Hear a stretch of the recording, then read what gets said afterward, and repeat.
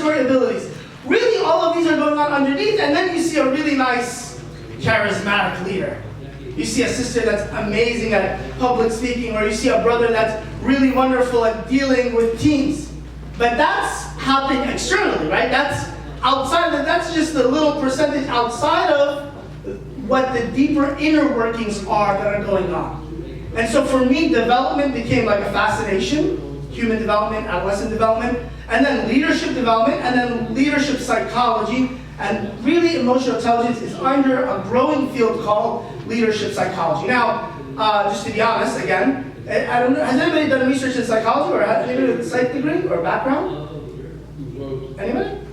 A couple? Okay, mashallah, one hand, mashallah. So we need more various disciplines in education, right? Because so many things are interplayed when it comes to education. So psychology is a very important one, of course. Well, if you do some leadership, if you do some psychology research, you'll see that where the movement is going is very corporate and very organizational, because big companies are investing a lot of money into having their leaders become better in psychology, right? So there's so much growing field of like mental health counselors in companies, and coaches in companies, and deep psychology training in companies. I'm planning to attend a summit in New York in a couple of months. It's called the Neuro Leadership Summit. The neuroscience of leadership competencies within companies, right? So it's much more advanced than, for example, the neuroscience of leadership competencies within Muslim youth, right? It's like we're not thinking, we're not anywhere on that field. So there's a lot of money being pumped into the system to train leaders, because companies know they're getting maximum productivity, maximum impact on people, really seeing a really high level of performance returns for when they're investing in their people, what we call talent development or leadership development. But our community doesn't have where is the Muslim community, let alone like schools and stuff, but where's the Muslim community schools when it comes to these competencies? So to me, that's the particular, wow, this is an important field for us to really dig deeper in and build around and use.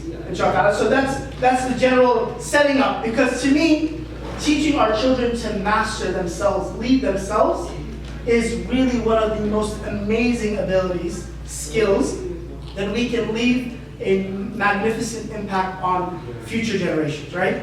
Them learning this ability of leading themselves, right? And that's what we call that personal leadership brand. So all of this is just a really high-level introduction to what emotional intelligence is and how we can incorporate it in building better leadership abilities within adolescents and teens.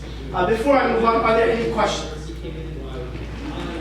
Okay, great. So this session will be an overall perspective and a framework. I'll set up the framework. I'll ask some questions around the framework, present to you, and then the next session will be a little bit more like practical skills, strategies, techniques, some in research, some things that I've done in what can improve emotional intelligence in general. Okay?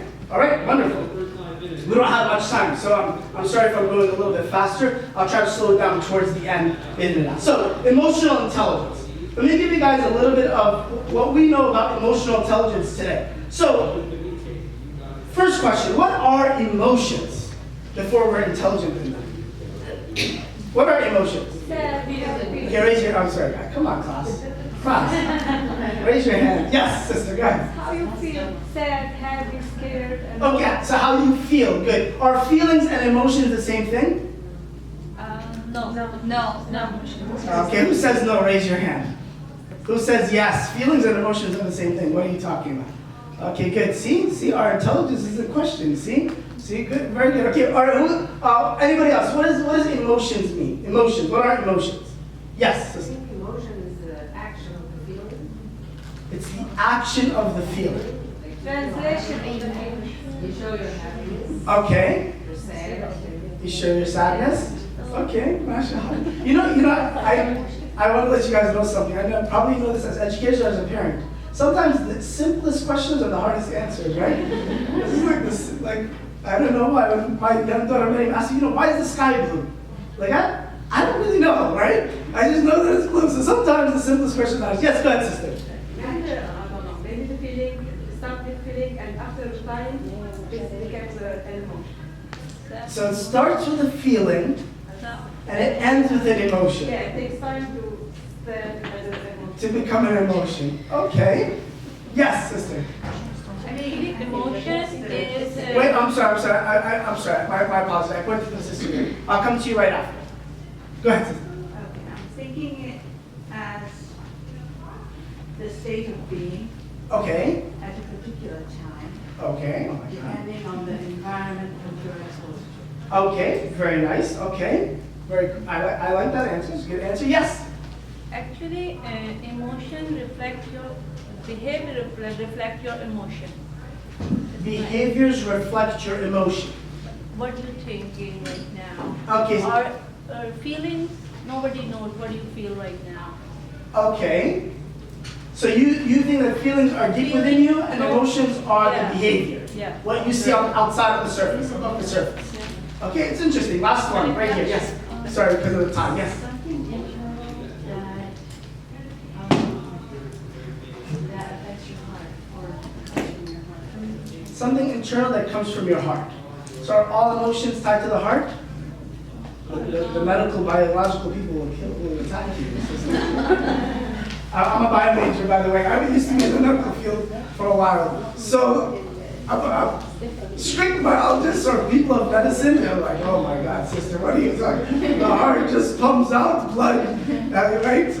Deoxygenated blood inserted, oxygenated blood exerted, that's it. But you're right. There's a component to it that's spiritual. I'm going to go back to it. I kind of skipped over it, but you're absolutely right. There's an element that we learn Islamically that has to do with the heart.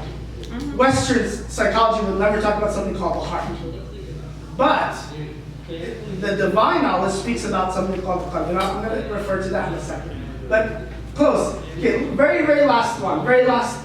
You guys are okay. There's too many hands. All right, so I'm sure the answers are right. Let me give you the answer. At least the technical answer, right? This is a technical answer. So the technical answer is that emotions are a habit.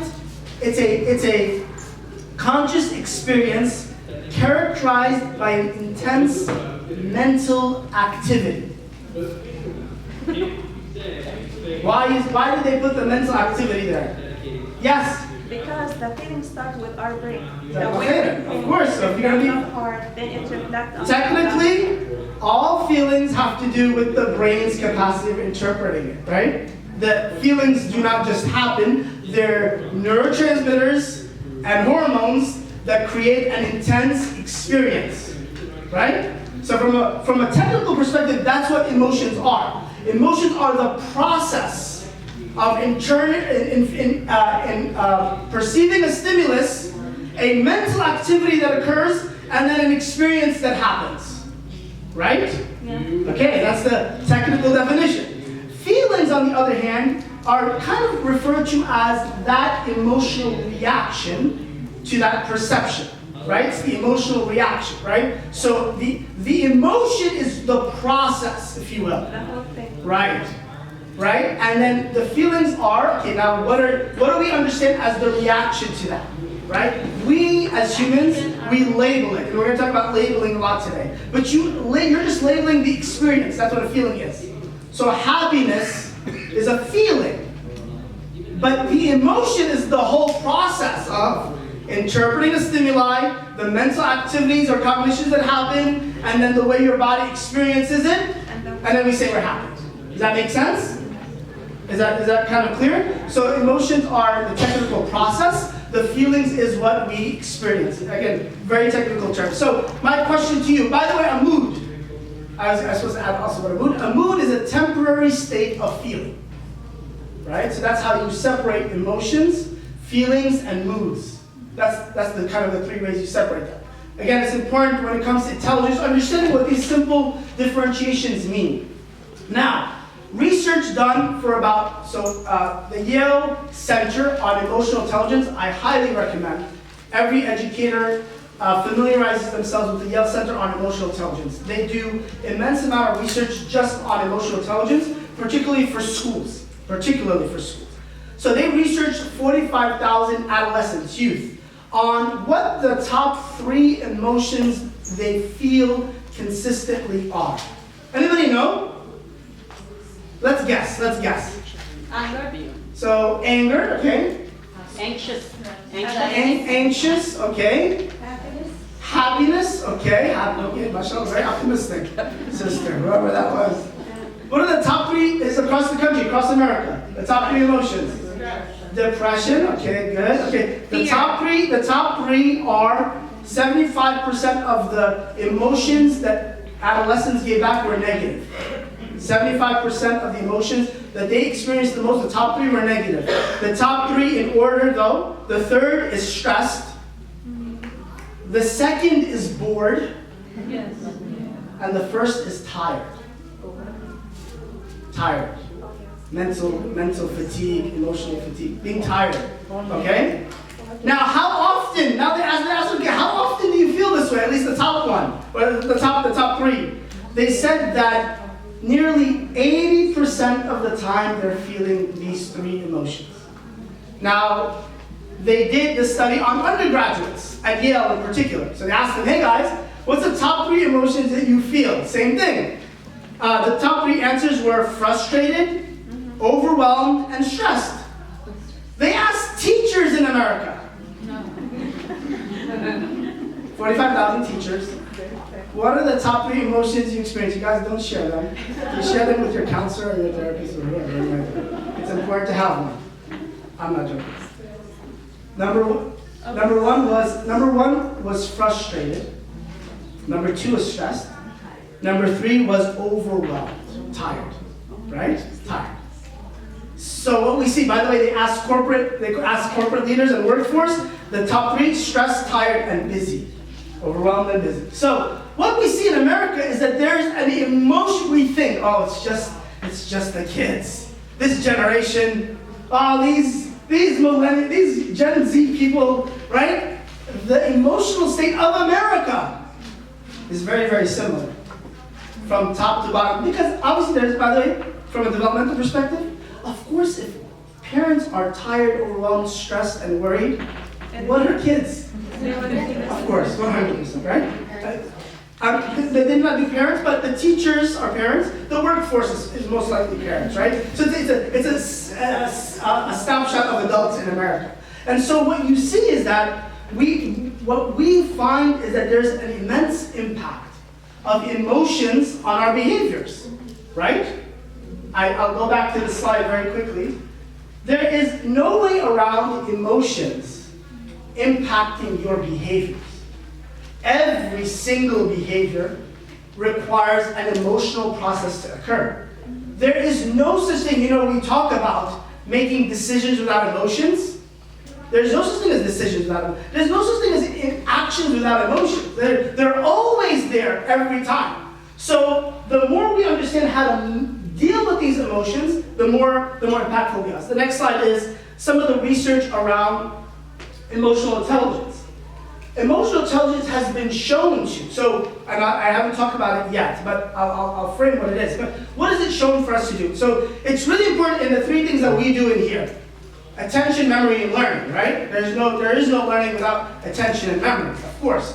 So attention and memory and learning, there's a very positive correlation between emotional intelligence or emotional competencies, whether they're regulatory or outside of your social skills, and your ability to learn. So it's very, very important for us. The other things that it's been shown, again, a lot of this research is done in companies, organizations, decision making, mental and physical health, performance and creativity, and relationship qualities. I can go into a lot of things here, but I think the important things for me to tell you about. So there's a research done with educators, middle school teachers. Any middle school teachers in the house? Okay, mashallah, may Allah bless you guys. That's the hardest group I think in the world. Okay, so I think that middle school is a very tough age. So they did a study with middle school teachers grading exams. So I'll show you how emotions play a major factor.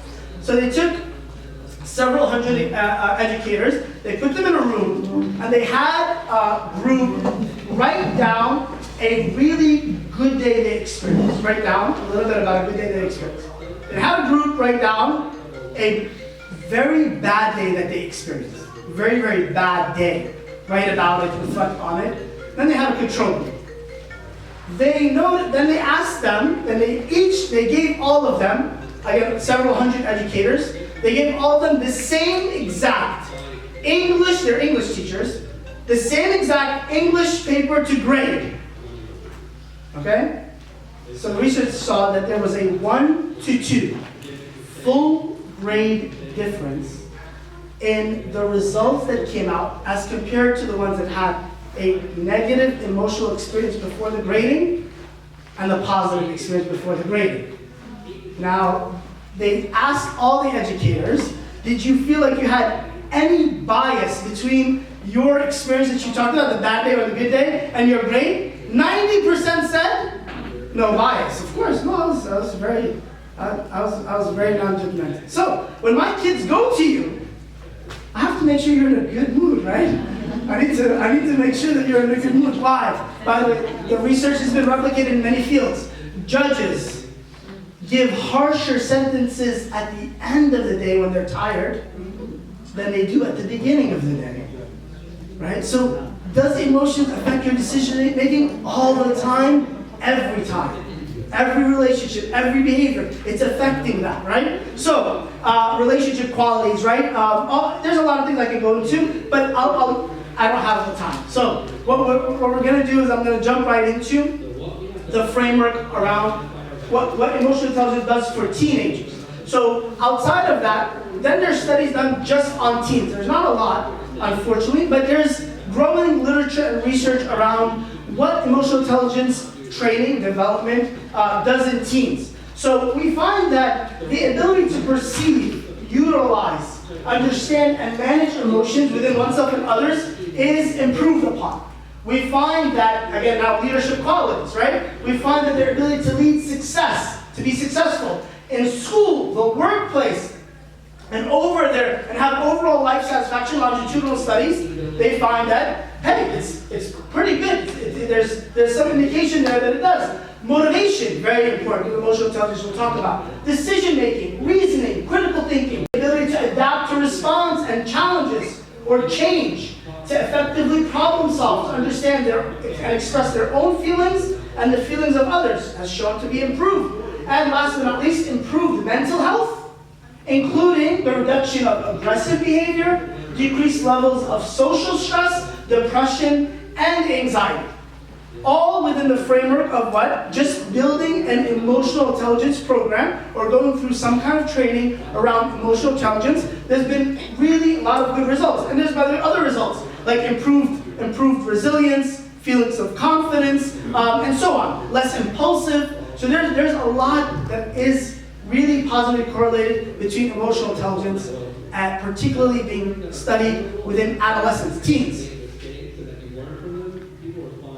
What is emotional intelligence? Okay, before I go up, can you maybe tell me, okay, what is this field that is so important to our children, our well-being, our own decision-making, our own behaviors and tendencies? What does it sound like it is? Anybody? Yes. Yes, tell me what do you think emotional intelligence is as a framework? Like just, For me, it just boils down to empathy. okay, so empathy. Okay, that's good. Is empathy inside of you or outside of you? Like putting yourself in other people's shoes. Okay, is it inside of you or outside of you? Like is it something that's occurring? Internal feeling. It's an internal feeling? But then It's expressed externally. It's an external action, right? Yeah, it's an internal feeling. Okay, good. I'm just trying to confuse you, sister. That's all. I'm here to confuse. I'm not there's a joke that says educators aren't happy if you're not confused, right? So I'm not trying to be educated. That's a joke, guys. That's a joke. So empathy is an external skill, actually. So it's considered kind of external, right? I told you there's two frameworks, one internal, one external. So it's actually one of those external abilities when it comes to emotion. It has to do with social awareness or perception. Okay, so that's one of the models. Social, and we'll talk about it. So a social competence. What else, though? Yes. Good, very, very good. Excellent. Recognition. Recognition where? Where do they need to recognize? What do they need to recognize? First, what do they need to recognize? Within themselves. What? Emotions, good, very, very good. Within themselves and peers, excellent. So that's internal, and that's external, very, very good, excellent. Anything else? A guess? What other part of the framework? Yes? The ability to use your emotions and not let your emotions use you. Okay, very good. It's called emotional utility. Very, very good. Excellent. So let me just put the slide. So the 4 frameworks, by the way, there's a couple of frameworks, but I think this is the simplest one to kind of digest every part. This framework says that emotional intelligence has 4 key components. The first 2, if you see, are within the self, and the other 2 are outside of the self, right? So it actually starts within you. First is self-awareness, and the ability to recognize and perceive emotions within yourself. We'll talk about that, inshallah. The second is self-management. Then how are you able to regulate? How are you able to kind of manage your own emotions on a day-to-day moment day-to-day? Then number 3 is your social awareness, right? This is the first step outside of you. Am I aware of what's going on around me emotionally? And last but not least is then relationship management, right? So your how do I manage or how do I utilize, what the sister said very nicely, is how do I influence or utilize or do the things with others emotionally. Very good, those emotional connections. It's a very simple framework, and I think it kind of sets up the idea of where emotional intelligence is. Let me talk about each one briefly. Are there any questions first? So let's talk about first self-awareness. So self-awareness is, again, a high level. We'll go into strategies in the next session, like I mentioned. So self-awareness has to do with a means of being aware of one's own emotions and the ability to identify them, right? So it's not just an awareness, but it's also the ability to identify the emotions while they're occurring. So this is, it allows you to understand multiple things like strengths and weaknesses. It allows you to be aware of your feelings, what causes or triggers certain feelings that you have, like being happy or alarmed or disgusted. These are also, it'll let you recognize your biases, positive or negative associations you have with different experiences or moments and why they're there. There's just an emotional awareness of why it's going on. And then there's the awareness that it is really important to be aware of it before you can manage it, right? So if there's a lack of awareness, then there's not a strong ability to manage. Very popular, I have a toddler, so I know, right? What we call temper tantrums, right? Temper tantrums, we all associate with 3 and 4-year-olds. But it's really interesting when you see a 34-year-old going through a temper tantrum, right? You're like, wait a minute, hold on a second. What's going on here? I thought this is only for 3 and 4-year-olds. Why is a 34-year-old having a temper tantrum? Well, a lot of it is a lack of awareness and management, right? This is not just some framework for some kids. This is just a universal framework that applies in different capacities at different levels of life. So the awareness is very important. The second is then the management. A person who is emotionally intelligent is able to regulate, the ability to regulate or control emotional reactions. Now it's interesting, for example, Daniel Goldman mentions the ability to do that with integrity and honesty, right?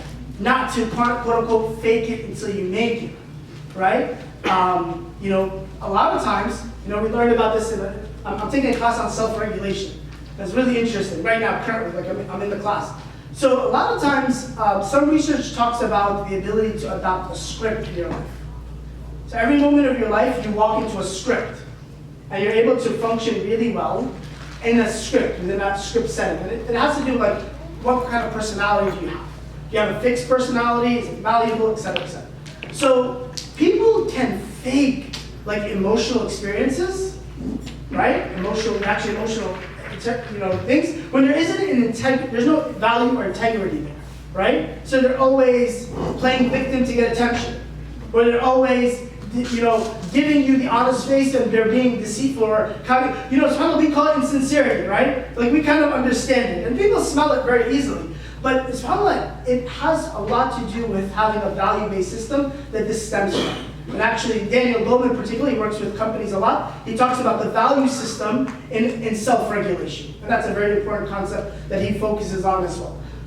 So in general, again, self-management, self-regulation, the ability to do several things. Moods and feelings are, so an emotionally intelligent person is able to adjust their moods and feelings.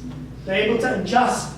You can never stop the emotional reaction. This is important. You can never stop an emotional reaction. You can adjust the feelings and moods that you're in, right? Okay, so what did we say emotions are? Like the process. It's the process. Stimulus, brain activity, experience. Can you stop the stimulus of fear? No. See a tiger, can you not like, I'm not afraid, right? Alligator, I guess in Tampa, yeah, so Florida. Right? You see an alligator. Or you see a snake, can you say, oh, well, we tell our kids, don't be afraid. Don't be afraid. Right? Don't be sad. Don't be happy. Nobody says don't be happy, right? We're never happy. That's the problem. That's why nobody says it. So, the idea is that you can never stop the process, right? I mean, from a bio, you cannot do that, right? Cortisol is going to be there, adrenal is going to be there, dopamine is going to be there, norepinephrine. These responses are going to always be there. But what you can regulate is the feeling and the mood. The expression. What you're feeling, right? What state I'm going to be in, and how long is that duration I'm going to be in that state, I can regulate that.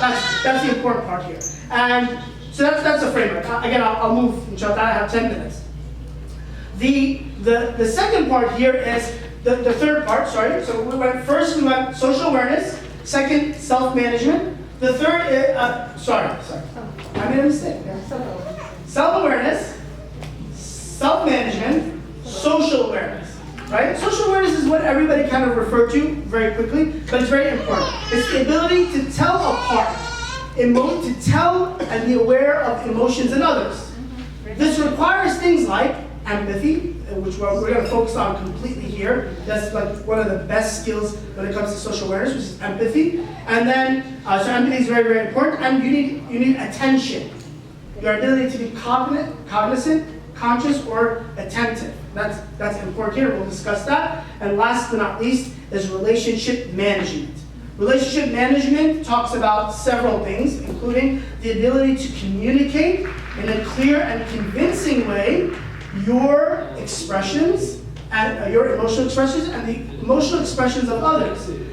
To be able to say what you want to say when it comes to an emotional perspective in a simple and clear way, and to be able to manage relationships with others emotionally in that way. So you'll find that an emotionally intelligent person can communicate ideas, information, and the requests of others effectively. They pay attention to how others react and adjust their approaches to that reaction.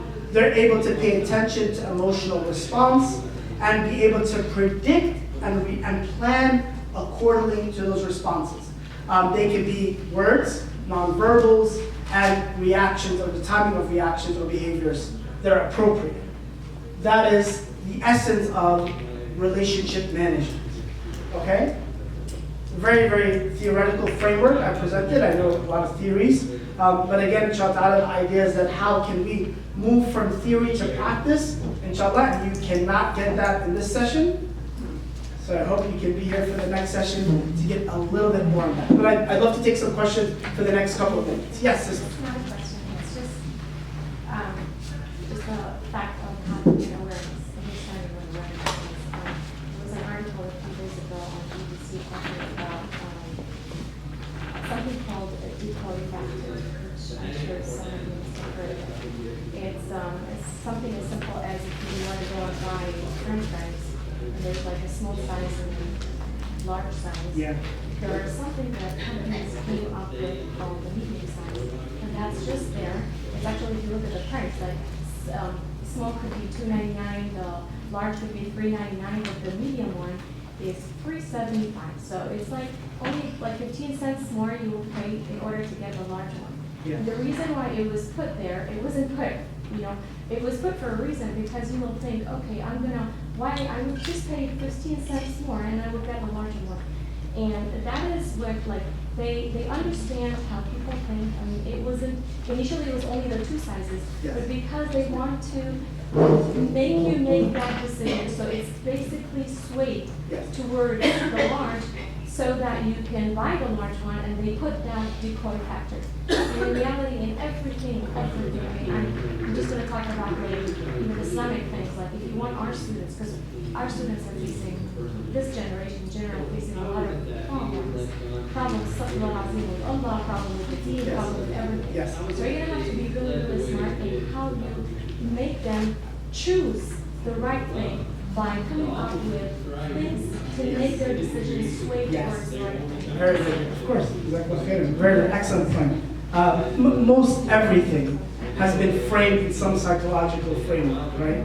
And understanding the tendencies of people, the way they make decisions, how you influence those decisions. Absolutely, it's very good. Excellent. Anybody else? Any thoughts? Yes. I have a question. You were talking about having a scripted thing that, if you're facing Yeah. the situation. Yes. So, and then you talk about honesty and integrity. Yes. So if, let's say if I'm feeling anxiety and I have a script that says that I'm not, Yeah. then is that not Yeah. being honest to myself? Of course. Like, because with cognitive behavior therapy, that's basically what you do. Yeah. I mean, that's excellent. That's an excellent So example. is it like haram then? Like, Is it haram? It's a lack of self-awareness. It's a lack of honesty with yourself. There's definitely there's an issue there, right?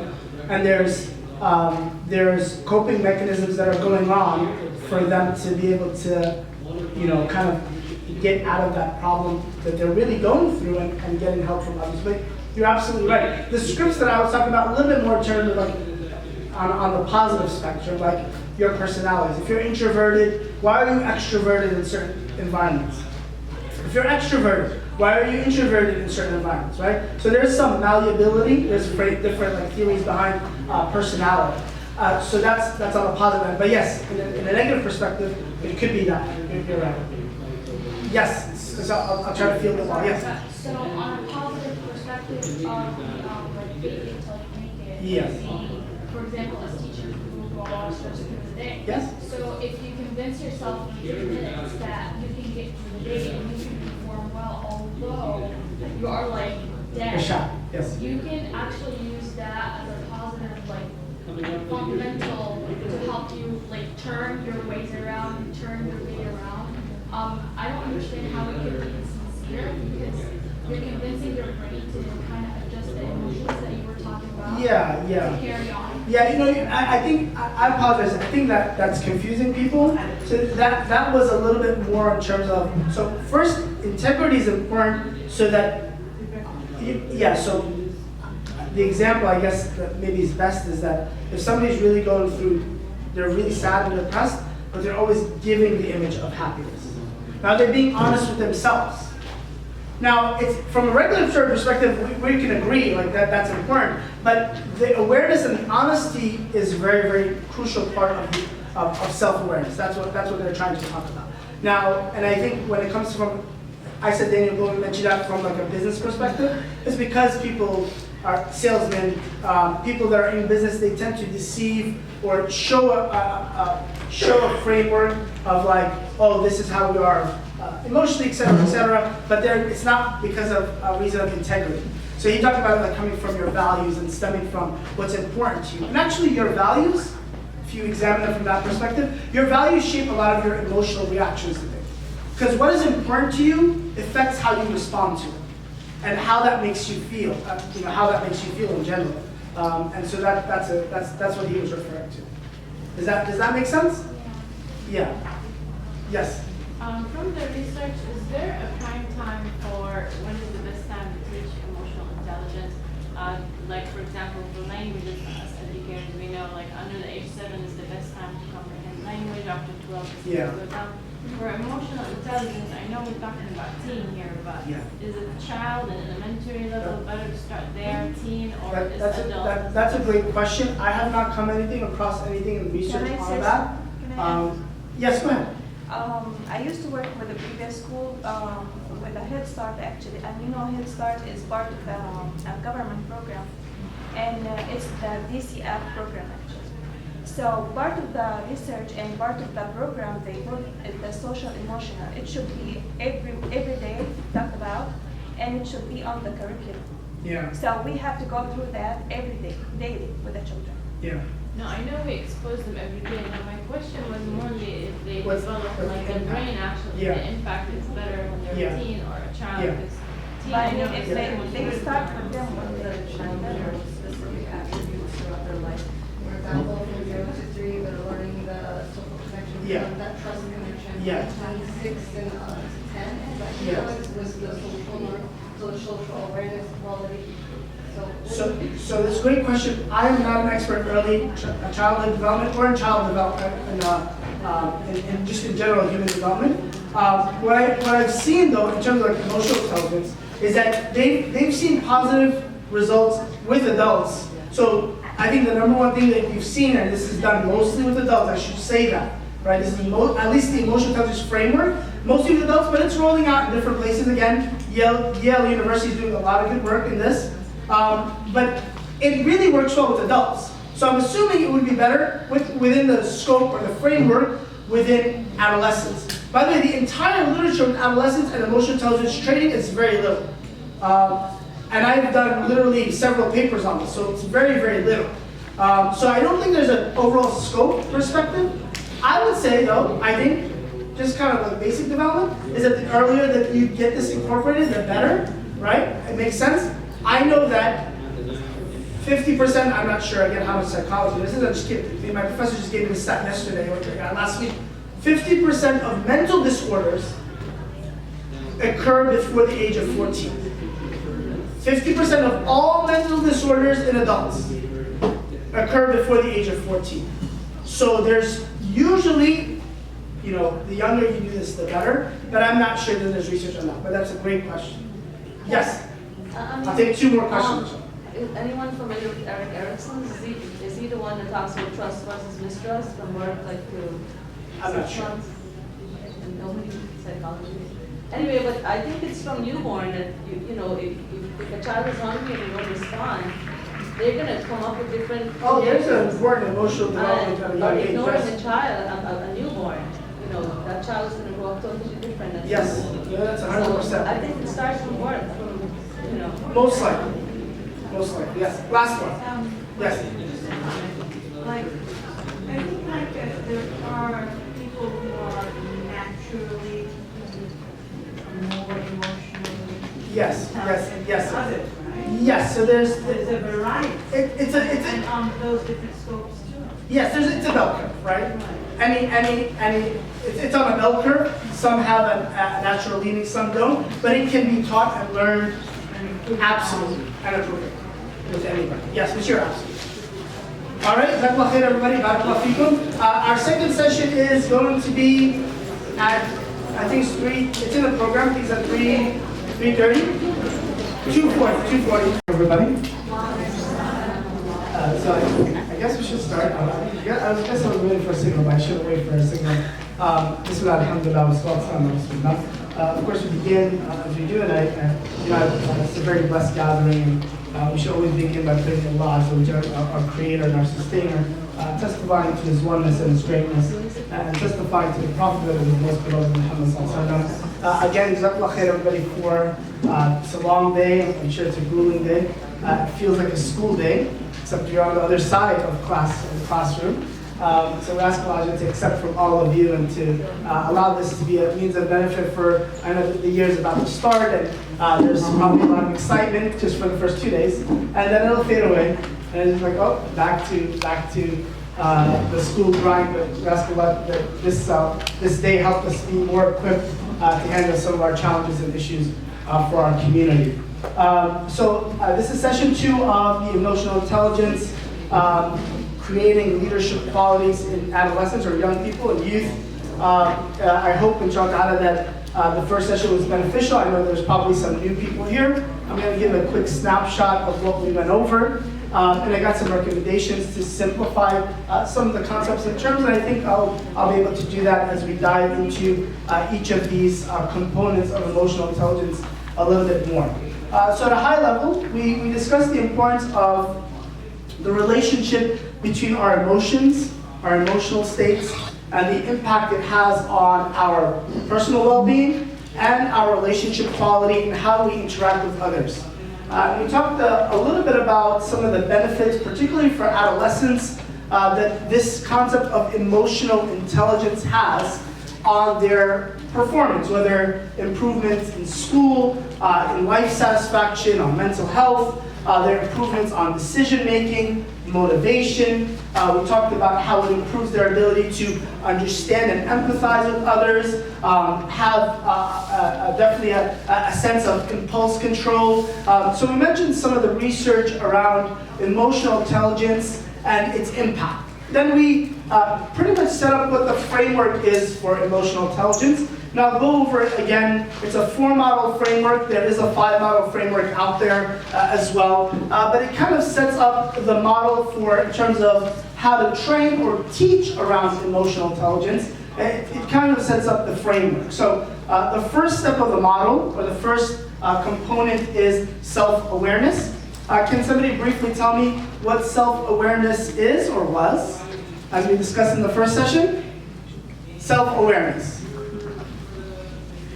Anybody want to take a crack? Yes, go ahead, sister. It's a means of being aware of one's emotions, managing your moods and feelings, regulating those, and your reactions to the things that... Okay, good, very good. I think you mixed a little bit of 1 and 2. Okay. So the awareness is just the perception and being conscious of your emotions and what triggers them. Okay. And when they're triggered. It's the consciousness of emotions. Very good, so that's excellent. So the awareness of emotional states. You're aware, again, a lot of times, people are angry and they don't feel it. They're jittery, they're angry, they don't realize it. They're unhappy. They don't understand how to identify a sadness, right? They're really, they're heartbroken. So they mask in anger, right? So we do a lot of weird things with emotions, but really identifying emotions, being aware of them, is the first step. Excellent. The second one is then, self-management is what? Also relatively self-explanatory, yes? To be able to know the value of self-regulation. Very good, so be able to self-regulate. What does that mean in a basic sense? To be able to, to manage your feelings, moods, and... Very good. To know how to react to certain feelings. Okay, very good, excellent. So to manage them in a positive way, right? And not in a negative way. Learn how to deal with different challenges that you have, situations that you might overcome, and deal with them. Is that, a quick question, is that to say that we're not supposed to feel sad? No. You're supposed to feel sad, yes? You're supposed to feel lonely? Yes. We are supposed to experience life. But we have to know how to do what? We'll talk about it in a second. You have to know how to do what? How to manage it so that it's not detrimental to your mental, emotional health, right? And physical, and it affects everything, as you mentioned, right? Your emotional, mental health definitely affects your physical, but you're absolutely right. Being able to regulate means, I go, as we'll talk about in a second, how do I go from one state to another state? In a healthy way, in a way that's conducive to who I am as an individual, right? So that's important. Well, again, we're going to dive into each, but we're just capturing the highlight. The third of them is social awareness. What does social awareness mean? Anybody in the back? I always used to sit in the back. I know the strategy of the back. Anybody in the back about social awareness? What is social awareness? Yes, sister, all the way in the back, mashallah. Social awareness is to know how a person's feelings will be interpreted by the other party. That can be one aspect. Very good. So interpretation of other people's feelings. Good. Very good. What else? The ability to look for cues to help you figure out how somebody is feeling. Okay, cues, very good. And I emphasize on one particular thing. Empathy, very, very good. So empathy is not just interpreting. What is empathy? It's an intrinsic action. It happens within. Okay, very good. What does it do? What does it mean? It's putting yourself in the other person's shoes and Very good. imagine justifying their emotions and feelings. Very good, very good. It's a shift of perspective, and it's the ability to, you cannot feel somebody else's emotions, but to reflect with them on their emotions, right? To be there with them in their emotion. That's empathy. And that's a very important part of social awareness. Excellent, very, very good. MashaAllah, 100 on the test. In the back. Okay, very good. The last, then when you have these, when you have two are internal, like I mentioned, they happen within you. They're within yourself, self-awareness and self-management. Then two are outside of you. It's a social skill. One is awareness of others. The second then is managing others. What did I refer to relationship management? What did we say that is? Yes? Be able to say what we want in a very clear way. Okay, very good. So you're able to communicate with them about emotions. Emotional response. Very good. What else? Yes? Being able to give information, make requests. Okay, very good. I mentioned one important thing. Not just you're communicating one way, then what are you trying to do in relationship management? Paying attention. Yeah, attention is a part of it. It's also about being able to Take responsibility. yeah, so take it, but it's about being able to influence them. Being able to mediate or have them handle or them be influencing them in a positive way, right? Emotionally. So making them happier, motivating them, connecting with them, building trust with them. These are all relationship management, right? These are just social skills, right? Because you have to have an influence with them emotionally, right? How do I influence others emotionally? That's a part of relationship management. Is that clear? Is there any confusion around the four concepts? Okay, great, excellent. So let's dive into each one. Now again, for those that this is their session, this can apply to all humans, but I'm very focused on teens or youth in this particular situation because that's the research that I was asked to present and kind of that's the focus for us as educators or people working with teens. Some of this can apply to younger, and of course, as you probably have all seen, it definitely applies to all of us, right? So it's a general framework. Okay, great. So the first skill. So how do I build?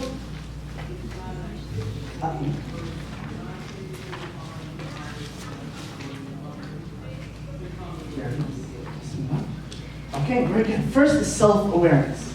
Self-awareness. So off the bat, what is the first thing you think of when you hear the word self-awareness? For yourself, what does that mean to you? You know what's happening within you. Okay, very good. So I know what's happening within me. Good, very good. What is it like? What is it like? Having mindfulness?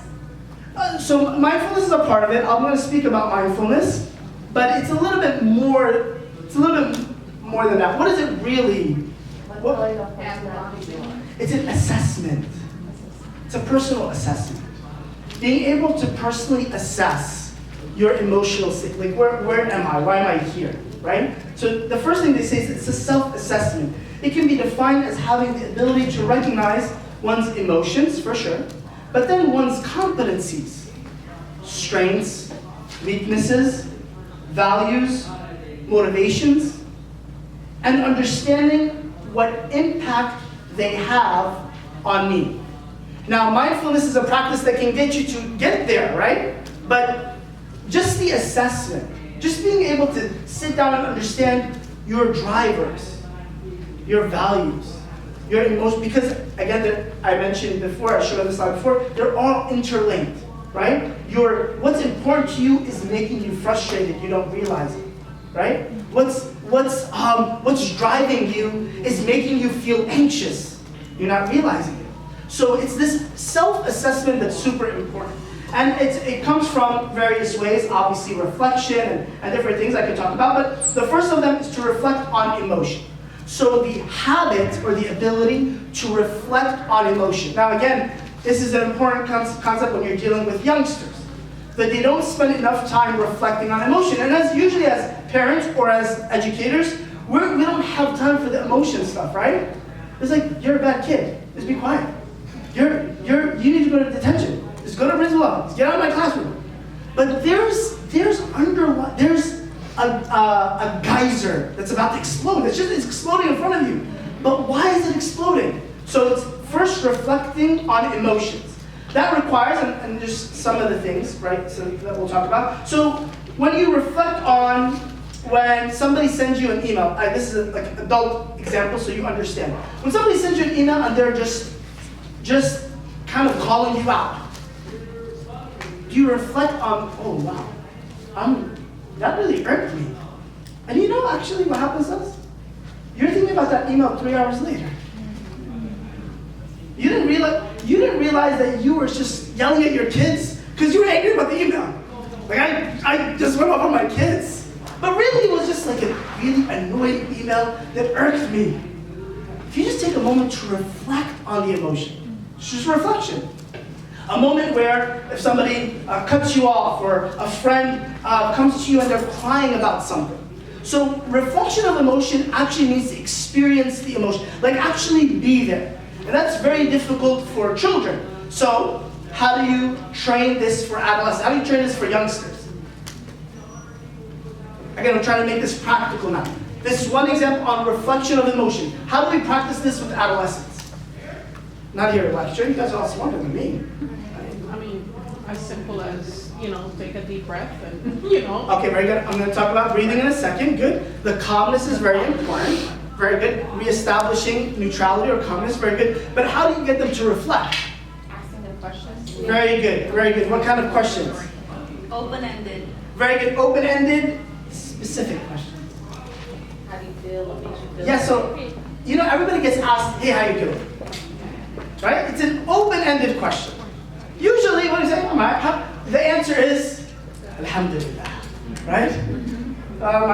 My kids are driving me crazy. One of them is suicidal. One of them is, has major issues. But Alhamdulillah, right? Everything's great. I got a promotion. I'm about to see the CEO. I'm about to go public with my company. Alhamdulillah, right? But there's this, perception of like, there's an image that you're trying to give. But when somebody asks you, for example, hey, how are you feeling this afternoon after class? Hey, how are you guys all feeling after 5 sessions at the conference today after all this material? Right? So it's a more, you're analyzing it in a very specific way. So yes, the question is open-ended, but it has to be specified in a particular way. Now, I mentioned this to the parents yesterday. Really, the best teacher is life experiences, right? There's a fight. There's an argument. There's something going on. Something happens, managing the classroom. Something happens in a classroom. It's the experiences that are the teaching moments, right?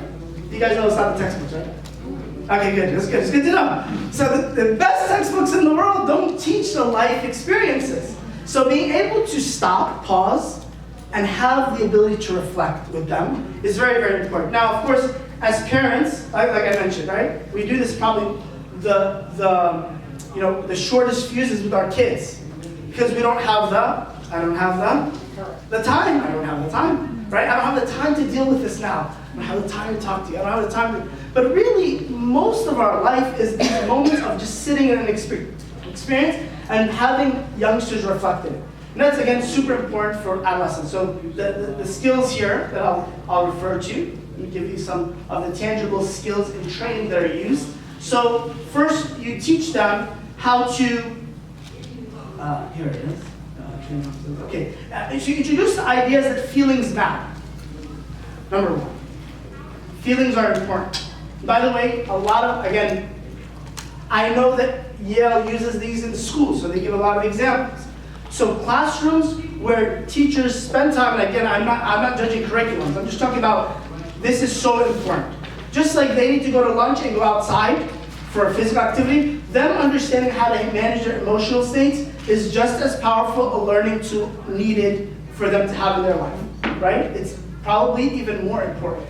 So, how are they able to understand that feelings matter, right? There's schools in New York that the first thing that kids do when they walk into the class is that they mention the feeling that they're feeling, right? That there's boards everywhere where people are able to identify or go to stand in line with what feelings that they're feeling.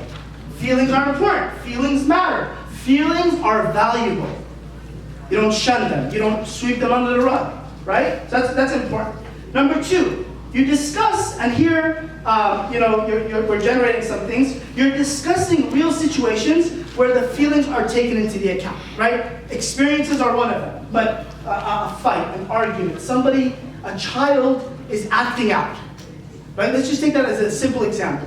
More likely than not, what's going on with the child? They're just a bad kid? No. They're just a bad kid. No.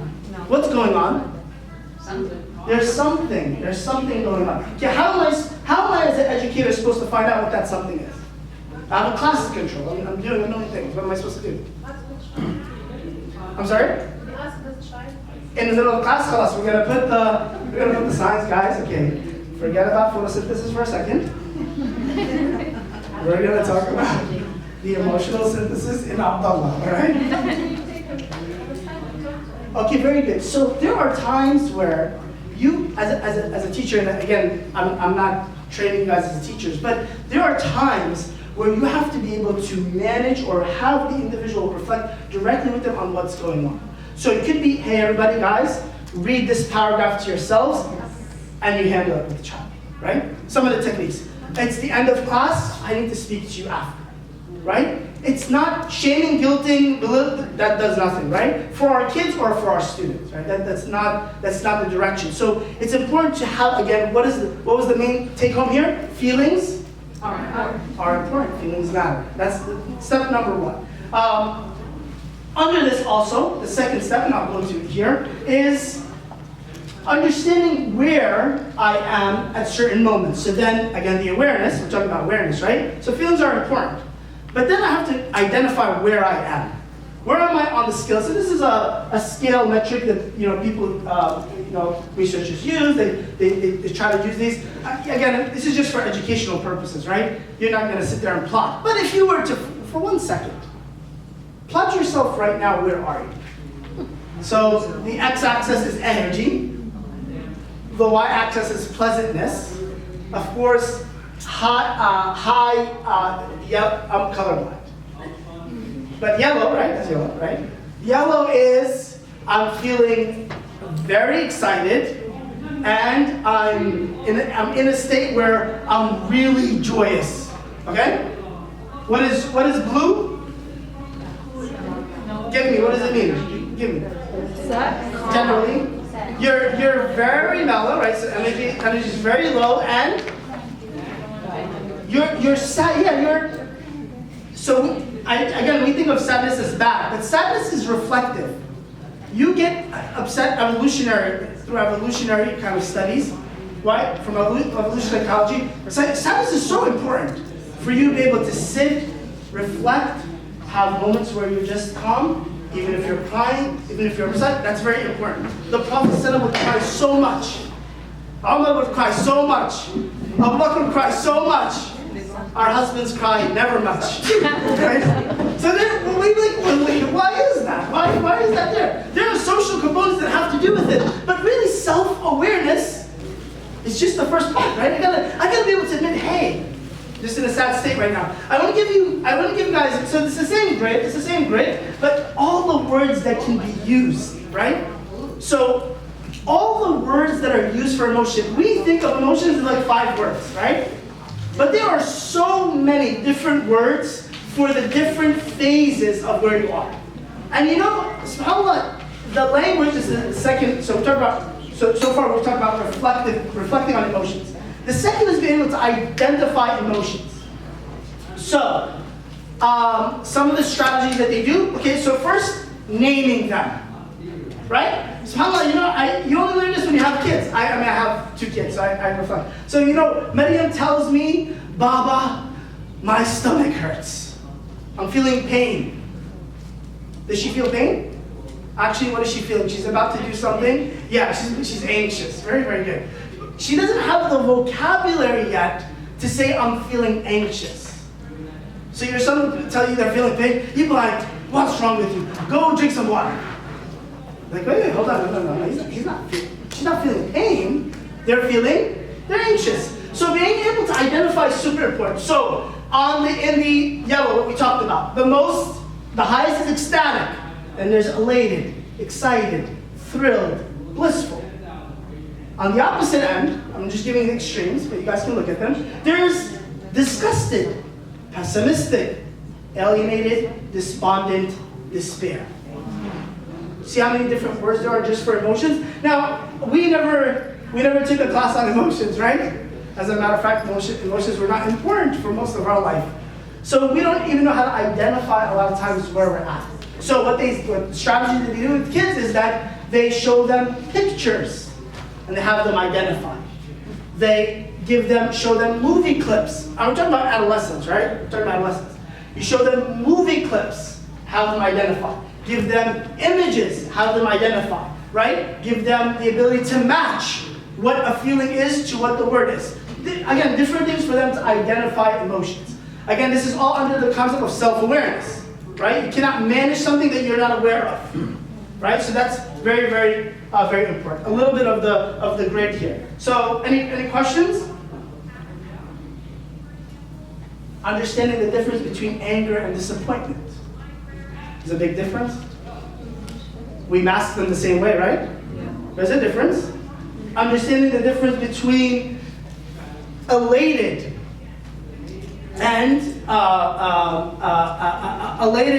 being proud. Do I need to be elated every time with my child to show pride or proudness, right? So being able to measure and give the right thing. So these are some of the things. So labeling, expression, of course, just as a disclaimer, personalities, race, culture, gender, upbringing, all vary. They affect all of these, right? And again, within a Muslim context, it's important for us to know, we have our what's allowed thing, right? We all do. Our kids have it. We as parents, we have it. But a new language of emotions is required for awareness. And that's what we're trying to create here. I'll move away from awareness unless there's any other questions. So we talked about being able to reflect, and we talked about being able to identify under self-awareness. Reflection and identification. There's one more slide here for adolescents in particular that I'd like to talk about, but are there any questions on that first? Because it's something a little bit different. It's more about behaviors and action. Okay? Daniel Goleman, who is really one of the experts, you guys should know Daniel Goleman, should read up on him. He's got a great book on emotional intelligence. It's the hallmark on emotional intelligence. So get the book by Daniel Goleman. Yes?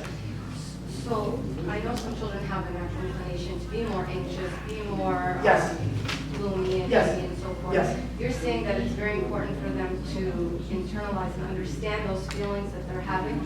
Step one. Yes, step one is to understand. Yes. So with a child like that, focusing on those emotions, would that make them internalize it as like a self-fulfilling prophecy instead of reverting, like a self-identity versus reverting to a positive outlook of the same situation, or does that fall into management? Right. No. So that'll fall into management. What you're talking about is, okay, I know I'm here. How do I shift across the grid?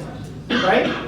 For a child who natural tendency is wanting to discuss it, right? But if you're constantly discussing it, isn't that making them constantly remember it? So constantly discussing it is not giving them the ability or teaching them the ability to identify it, right? So being able to identify emotions is what we're talking about here. I'm not talking about in a therapy session, we're just going to talk about the emotion all the time. It's more of a reflective moment, and then two different skills. With experiences, you're reflecting. But this is more teaching. How do we teach them to identify, right? Does that make sense? I think, ask the question when I go to management, if I cover it under management, because this is just step one. It's not the end-all be-all. Any other questions? Okay, great. So again, we're talking about adolescents, and I know maybe I'm not talking about children, we're talking about adolescents, right? So there's also a level of, I think, more of a maturity that they can possibly have in knowing these these concepts. So the third thing I wanted to talk about is adolescents only. So Daniel Goleman, he mentioned, he says, after 20 years of research in emotional intelligence, I came to the conclusion that there's really one main driver of positive self-awareness and being able to drive motivation in individuals.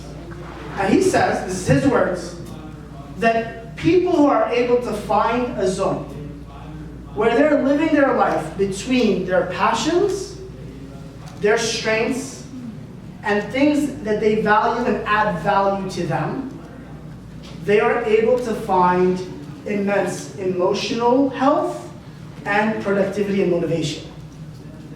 Now, he mentions this, of course, and he consults with companies and different things of that sort, and he does a lot of this with them. But if we reflect on this from an adolescent perspective, and I told this to parents yesterday, there's a lot of times where adolescents are starting to develop these tendencies, passions, competencies, strengths, places where they're really good at, things that they're good at. And then things that are then the self-fulfilling prophecy, where they're adding to their own self-efficacy or their self-value, their self-worth. Like when I'm doing this, I feel I belong, I feel that I'm able to, it's making me a better who I am, better at who I am. So he mentioned that, and I really, maybe this is not for educators as much, because you guys have a curriculum, you're trying to teach it, right?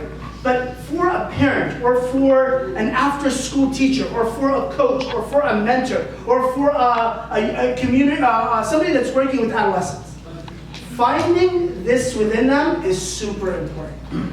This is kind of like that person. I can give you a lot of examples that I have. Again, I've worked in a third space, youth centers, I've worked at Masajid community centers, so I've never been in the classroom. But when they come after school and they're going to find something, this, subhanAllah, it does magic to what they can do as individuals. When you find them and position them around things that they're strong at, that they're good at, things that they're passionate about, and things that they value and it's important to them, and it adds value to who they are.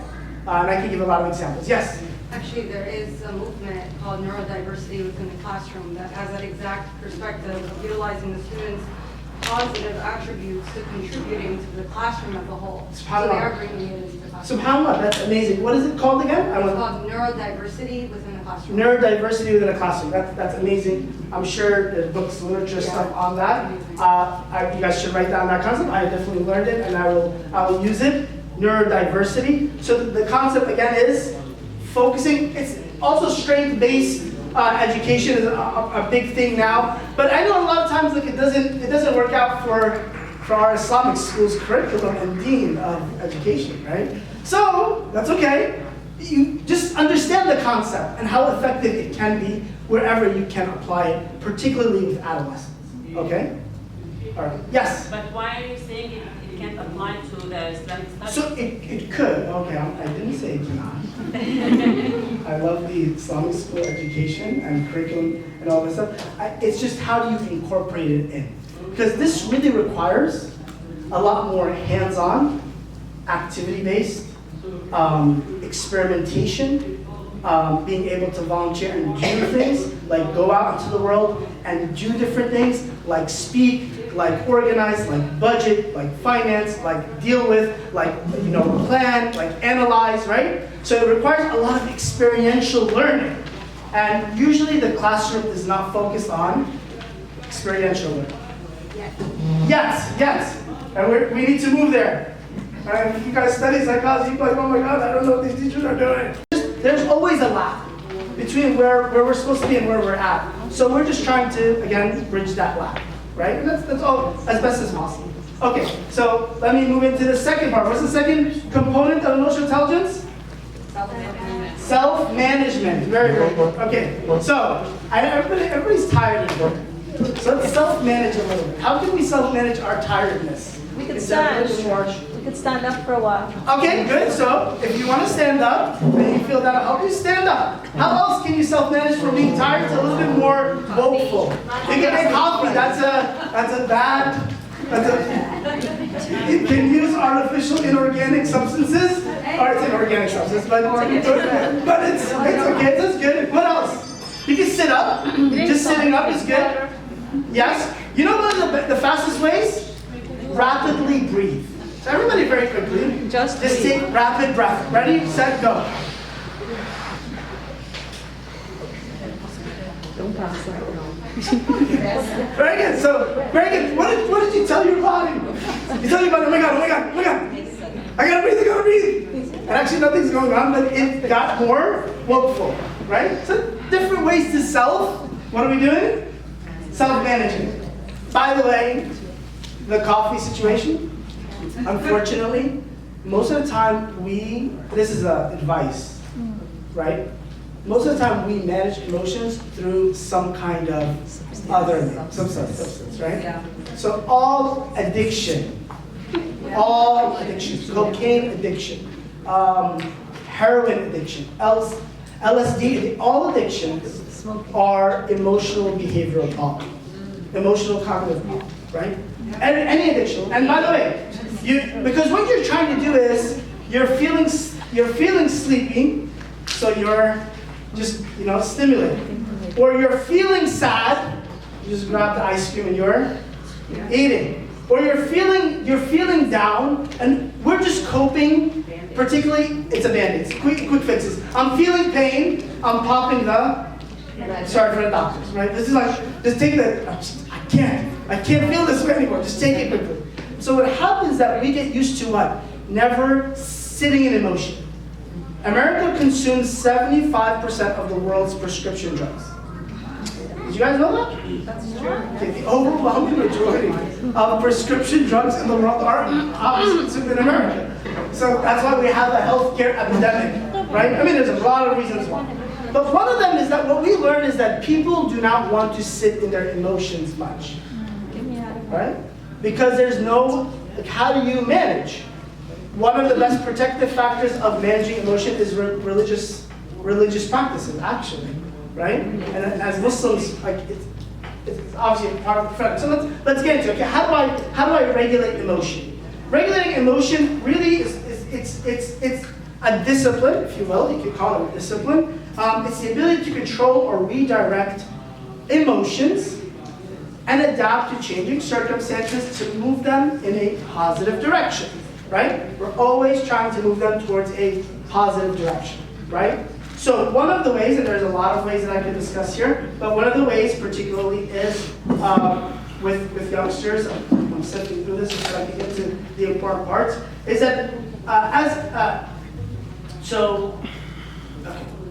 let's go to, right, I'll go to the next slide. So how do I do it? Two main ways I'm going to focus on. The first of them is what we call creating a gap. I'll write it down. Learning to teach or create a gap between stimulus and response. This gap between stimulus and response, that's the most important gap probably in life, right? That's the difference between staying married for a long time and not. That's the difference between staying awake in a classroom or not. It's the difference between almost any decision in life. Is the difference between a stimulus, something in the environment that is trying to drive you in a particular way, and how you respond. So Daniel Goleman talks about creating a larger gap, creating distance in the gaps, so that when something hits us, we're not reacting right away without. You gotta go for, I think we all know the difference between, in the depth of your brain, there's the amygdala that's always responding to crises, problems, fear. And then your midbrain, or for the most part, your midbrain, is where all the impulses of your body come in. But all decision-making, good, rational decision-making and thought process happens where? At the front of the brain, right? So, there is a gap there. Even physiologically, there's a gap there. So what you want to do is be able to get to what we call higher order thinking, to be able to have better regulatory abilities. Fancy words for saying, look, just don't react to everything. You learn how to control your reactions. It's just a fancy way of saying it. All right? So how do I do that? One of them is by creating distance between the stimulus and the response. How do I do that? Some ways. One of them is up there. Mindfulness. Okay, one of them is definitely mindfulness. Mindfulness practices are a way of building time where you're sitting, you're learning to create a time where you're extremely mindful, and you're able to. I'm trying to get it exactly here. Being able to create a state of the brain where you're able to just be in a moment and not react. And the more you do that, the more stronger your regulatory abilities are. Mindfulness is important for learning, yes or no? Yeah. Yes, it is. Very, very important. Particularly attention. So Daniel Goleman says, in the brain, neurologically, attention and mindfulness are in the same place. They're the same wiring. So, for example, when your mind drifts away, how quickly you bring it back helps you in your overall self-management and regulation. It's like a muscle. So when you're trying to focus on something and it drifts away, and then you bring it back, that muscle, that ability, that skill helps you in your emotional regulation, right? So that's one of the lessons of mindfulness practices, that you learn to direct consciously your abilities. Let's do one, okay? Let's all do one. Let's everybody stand up. Quickly. If I went to Google, they'd give me a lot of money for this, but I'm with you guys today. Okay, very quickly, I want to shake you guys up. So there's a lot of them, but this is called the body scan. Anybody ever heard of the body scan? Okay, good. MashaAllah, that's good. All right, so just calm down, relax. I know everybody's uncomfortable. Just put your hands by your side. And no, put your hands by your side and try to get to a state of just calmness. Okay, good. Close your eyes and breathe. Just breathe. Most moms don't even get this for 5 seconds. And it's really important. Just take a deep breath, inhale, exhale. Okay? Now, all I want you to do is think about where I'm telling you while you're taking deep breaths. Okay? Think about your toes. Deep breaths, deep breaths. Think about your feet. Think about your knees. Think about your stomach. Think about your shoulders. Think about your biceps. Think about your fingers. Think about your nails. Think about your head. Think about your breath. Think about your inhale and your exhale. Think about your breath. Continue to think about your breath. Think about your chest going up and down. Inhale and exhale. Okay, open your eyes. See how calming that was? Everybody take a seat.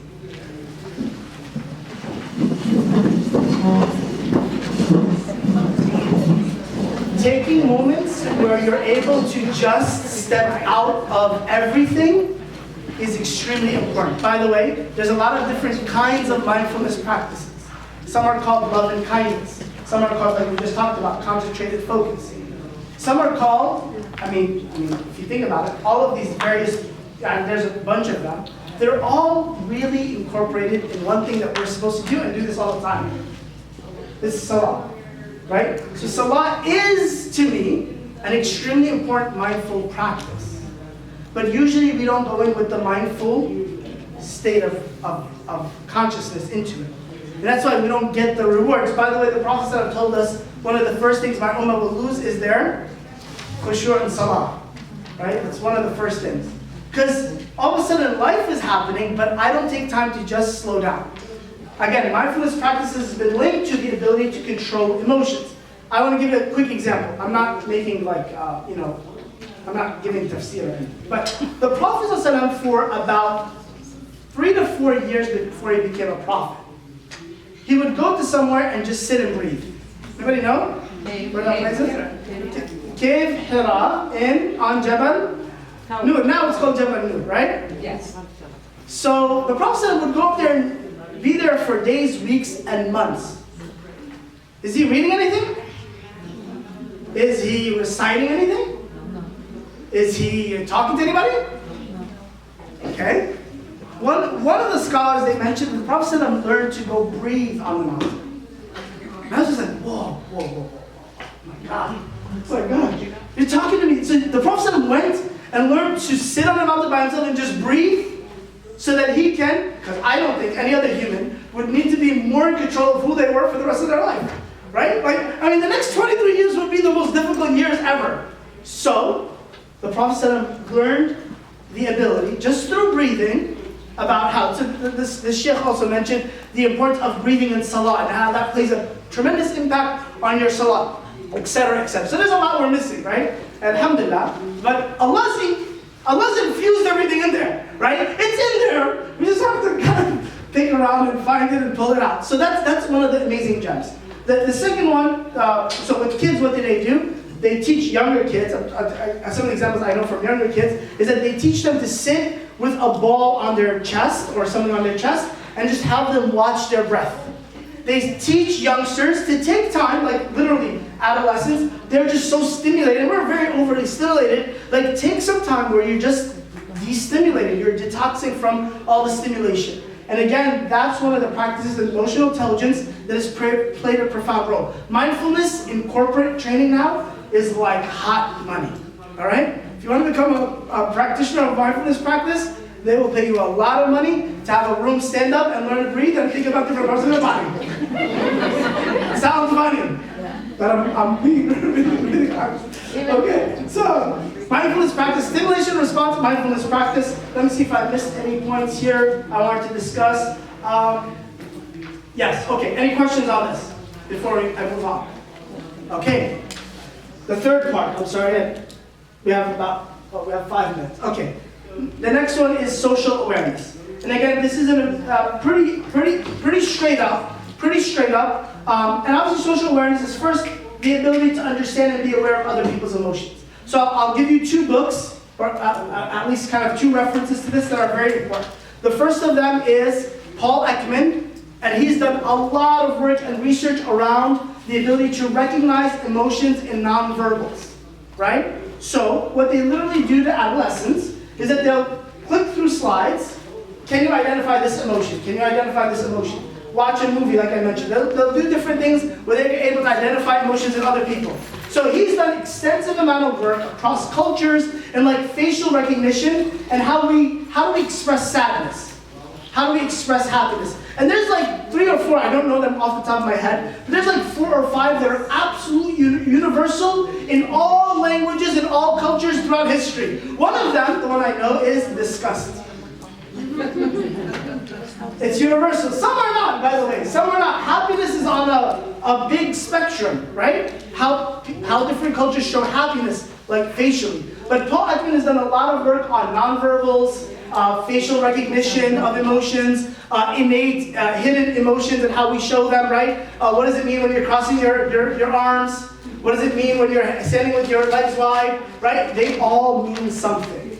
Remember I told you that your emotions are always dictating your behavior? Even the behavior you don't think about, it's dictating. I'll give you one, which is crossing your arms. What is that? Anybody know what crossing arms means? Defensive. It is defensive, but what does it mean? Where's it coming from? Protecting yourself.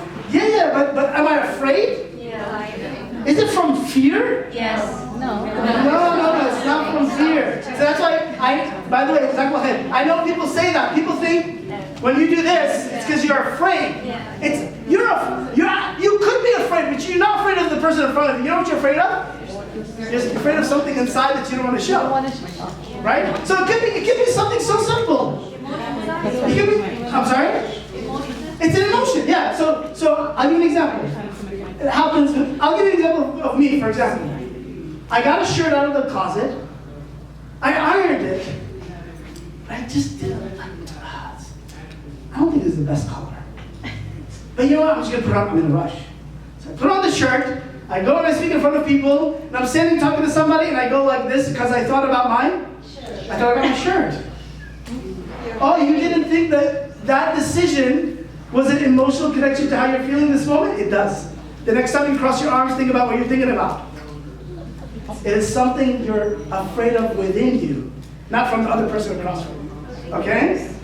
And there's a lot more to it, by the way, but it's just those simple things, right? That we've learned about how humans react. Isn't it amazing? right? So simple social awareness.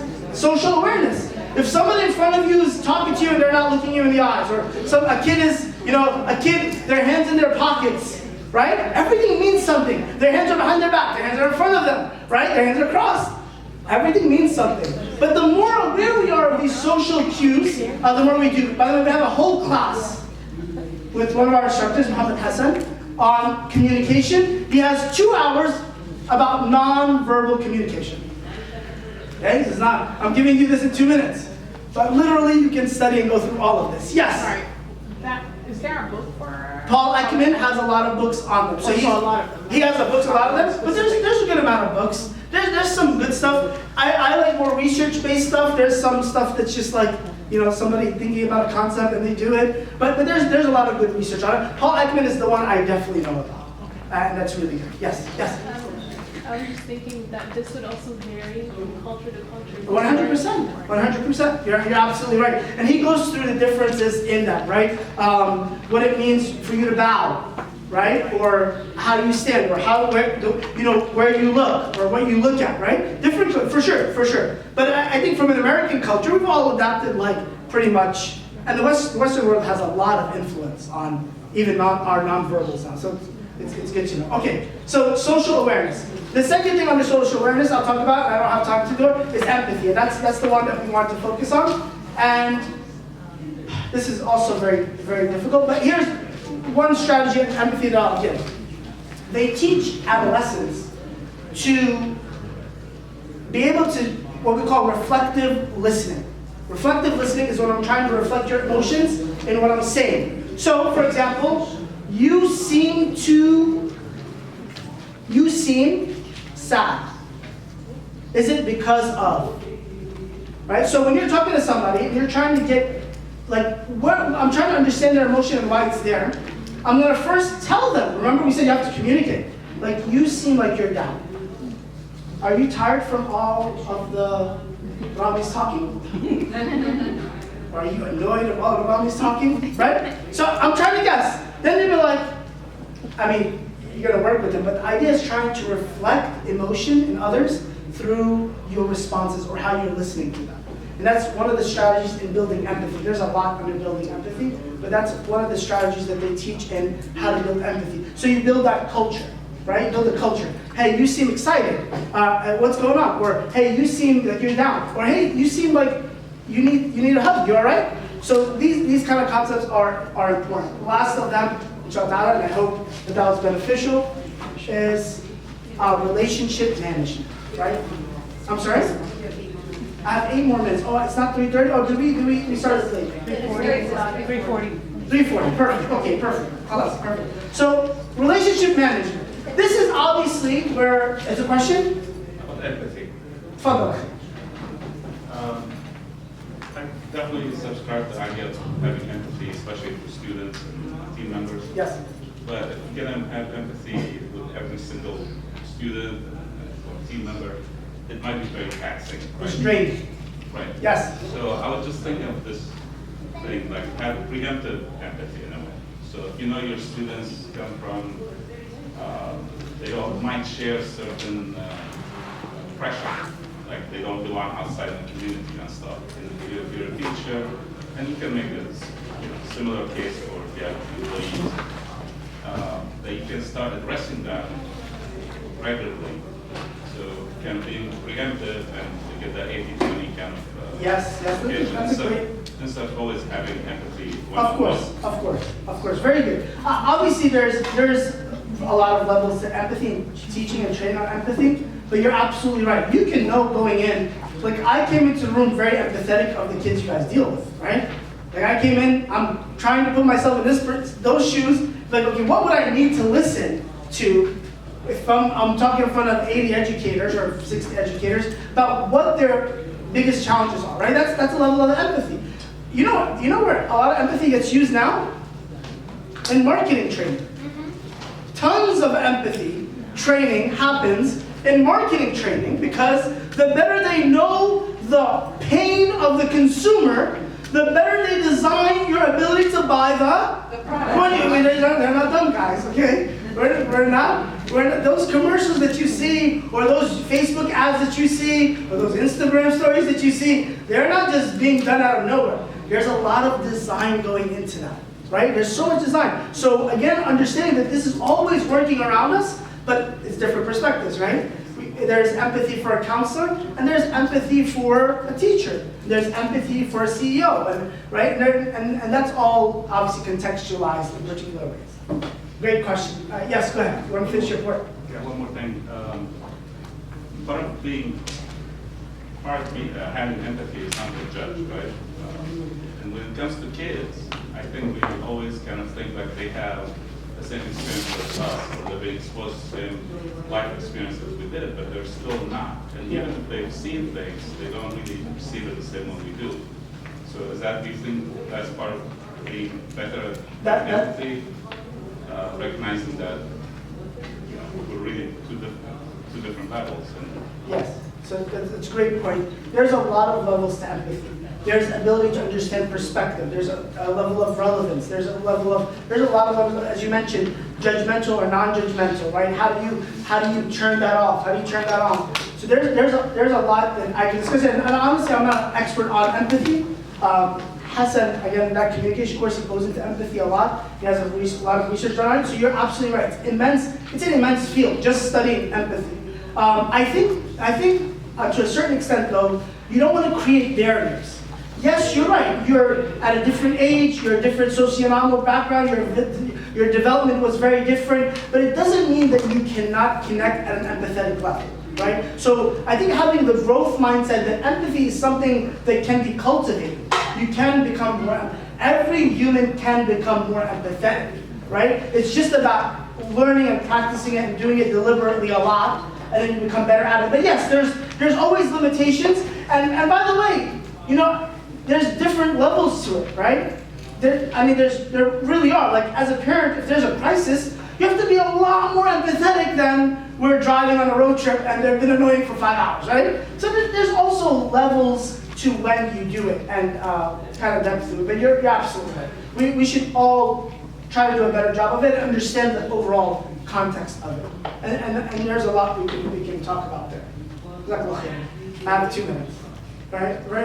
But all of these points that but by the way, there's a book by Daniel Goleman on empathy. That was the second book I wanted to mention, right? I mentioned 2 books. One was Paul Ekman on recognizing emotions. The second was on empathy by Daniel Goleman. That's a very, very important topic, and there's a lot of research done in it as well.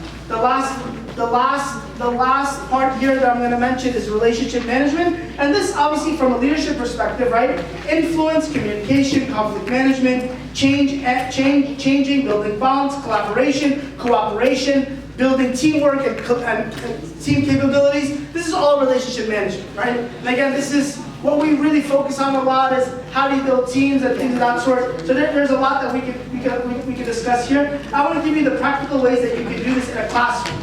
All right? Yes. Could you please write down the name of the 2 authors? Sure. I absolutely. I will. Yes, absolutely. So some of the ways that they so again, just discussing some of these. So creating situations where people have to analyze how to handle